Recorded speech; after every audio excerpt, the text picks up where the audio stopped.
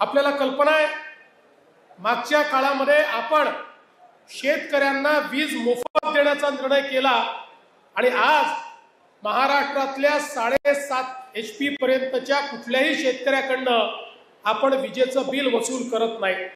आता आपला प्रयत्न आहे की शेतकऱ्याला केवळ मोफत वीज नाही तर शेतकऱ्याला दिवसा 12 तास वीज मिळाली पाहिजे आणि ती 365 दिवस मिळाली पाहिजे। आणि म्हणून संपूर्ण विजेच्या फीडरचं सोलरायझेशन करण्याचं काम आपण हाती घेतलं आहे। आणि मला सोलापूर जिल्ह्याचं अभिनंदन करायचं आहे की याच्यामध्ये महाराष्ट्रामध्ये पहिल्या क्रमांकावर सोलापूर जिल्हा आहे।